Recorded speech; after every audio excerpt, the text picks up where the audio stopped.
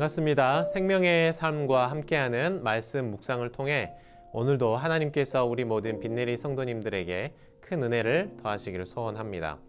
오늘 말씀은 빌립보서 1장 12절부터 21절인데요. 18절에서 21절 말씀만 함께 화면을 보며 읽겠습니다. 네, 18절 말씀입니다. 그러면 무엇이냐? 거칠애로 하나 참으로 하나 무슨 방도로 하든지 전파되는 것은 그리스도니 이로써 나는 기뻐하고 또한 기뻐하리라. 이것이 너희의 간구와 예수 그리스도의 성령의 도우심으로 나를 구원에 이르게 할 줄 아는 고로 나의 간절한 기대와 소망을 따라 아무 일에든지 부끄러워하지 아니하고 지금도 전과 같이 온전히 담대하여 살든지 죽든지 내 몸에서 그리스도가 존귀하게 되게 하려 하나니 이는 내게 사는 것이 그리스도니 죽는 것도 유익함이라. 아멘. 함께 읽은 말씀을 따라서 죽는 것도 유익하다 라는 제목으로 오늘 말씀의 은혜를 나누기를 소원합니다. 여러분들은 여러분의 후손들에게 한 가지 정보를 알려줄 수 있다면 어떤 정보를 남겨주고 싶으십니까? 아마도 사람마다 다양한 이야기거리가 있다고 생각합니다. 지난 주일 올해 첫 내리 모임을 시작을 했는데요. 어떤 분께서 이런 나눔을 하셨습니다. 자신이 부모로부터 물려받은 그 신앙의 레거시가 있는데 그걸 나의 자녀들에게도 똑같이 물려주고 싶다라는 그런 나눔을 하셨습니다. 요즘처럼 불안하고 또 사회적으로 혼란한 시대를 살아가는 우리는 자녀들이 또 사랑하는 나의 후손들이 좀 더 안정적인 삶을 살기를 바라는 것이 우리의 바람일 텐데요. 그렇다면 그런 우리의 안정적인 삶은 어디에서 올까요? 물론 평균 이상의 재산과 또 안정적인 인컴 또는 생활의 환경이 우리에게 주는 그 안정감을 결코 무시할 수 없을 것입니다. 그러나 여러분들도 주변에서 많이 보셨겠지만 넉넉한 형편이 우리에게 행복을 꼭 가져다 주는 건 아닌 것 같습니다. 반대로 부족한 살림살이가 우리의 행복을 앗아가는 것만도 아니었습니다.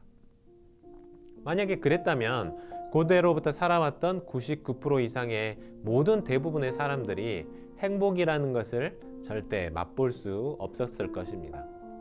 그러면 오늘 말씀 속에서 이 사도 바울은 어디에서부터 이 행복함과 안정감을 찾았을까요? 오늘 함께 읽진 않았는데요. 12절 말씀은 이렇게 시작을 하고 있습니다. 형제들아, 내가 당한 일이 도리어 복음 전파에 진전이 된 줄을 너희가 알기를 원하노라.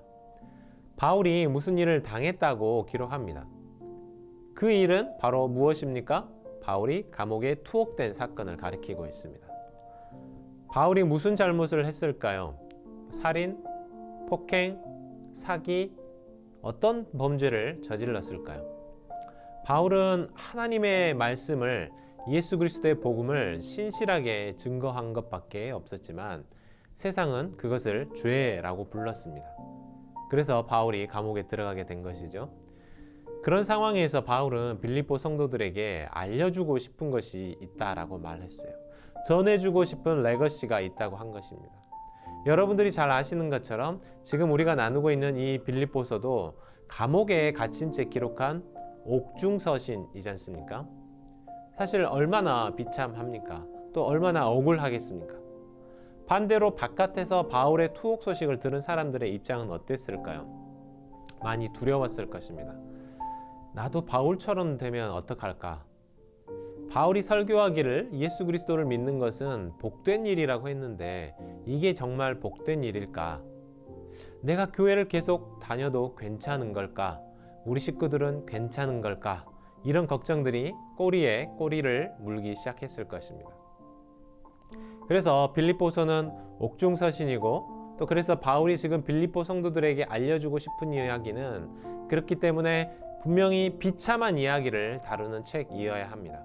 억울함을 호소하는 편지가 될 것이고 구제의 손길을 찾는 내용이어야 했습니다. 그런데요, 여러분, 빌립보서의 별명이 무엇인지 아십니까? 이 옥중서신의 별명이 무엇일까요? 바로 기쁨의 서신입니다. 가장 억울하고 가장 두려운 내용들로 가득 차야 할 이 편지가 기쁨이라는 단어가 가장 많이 나오기 때문에 사람들은 빌립보서를 억울한 이야기가 아니라 바로 쇠사슬 이야기가 아니라 기쁨의 편지라고 말하는 것입니다. 사도 바울은 분명히 옥에 갇혀 있습니다. 그러나 복음은 사슬에 매이지 않았습니다. 오히려 복음은 자유를 잃은 것처럼 보였지만 더욱 복음은 스스로 확장하게 만들어 주었습니다.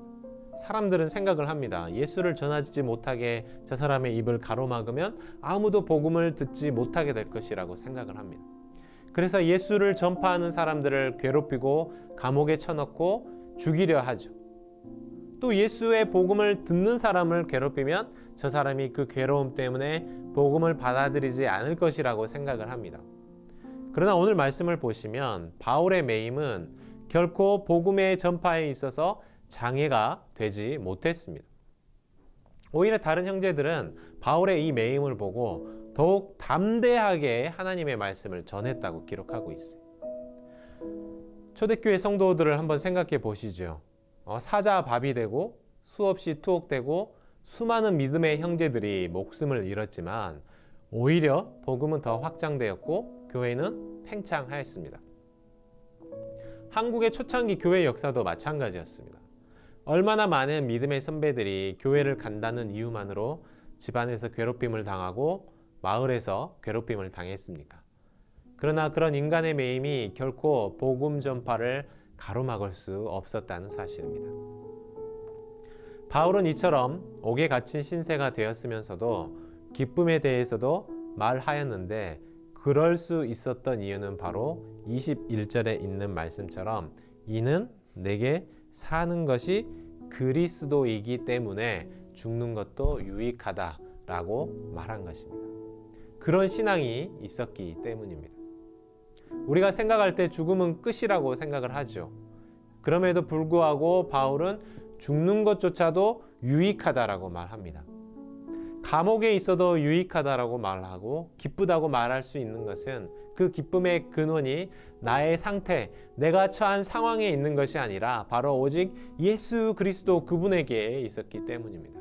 나의 삶이 어떠하든지 내 안에 살아 역사하시는 그리스도의 능력이 있고 이런 고통과 아픔을 통해서라도 예수 그리스도가 드러나게 된다면 그럴 수 있다면 그것이 곧 유익이라고 말할 수 있게 되는 것입니다. 오늘 이 빌립보서를 기록하고 있는 이 바울의 모습, 이 바울의 신앙을 생각해 보시죠. 바울에게는 기뻐할 이유가 없었습니다. 바울이 힘을 내서 편지를 쓸 만한 이유도 없었습니다. 그러나 그는 그리스도의 이름으로 기뻐하고 예수님 때문에 힘을 내고 담대하게 자신이 하던 일을 멈추지 않고 지속할 수 있었습니다. 때로는 우리도 그렇죠. 살아가면서 또 신앙생활을 하면서 여러 장벽을 맞닥뜨리게 되잖아요.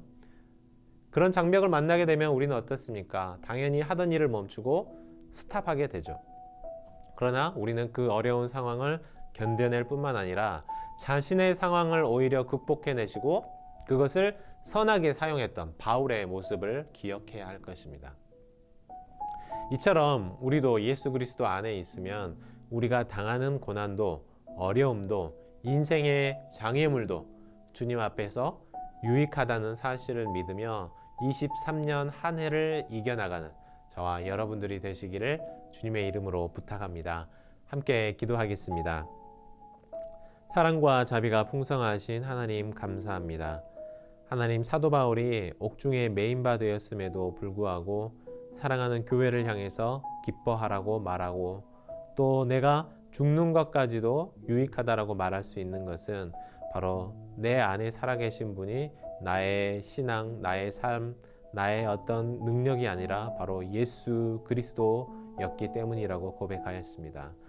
하나님, 내가 신앙생활을 하고 또 교회에서 수많은 주님의 일들을 감당할 때에 때로는 어려움과 장애물을 만나지만 그것이 나의 신앙을 넘어뜨리는 것이 되지 않게 하시고 그것을 넘어서 일하시는 예수 그리스도를 바라보며 달려가게 하여 주시옵소서.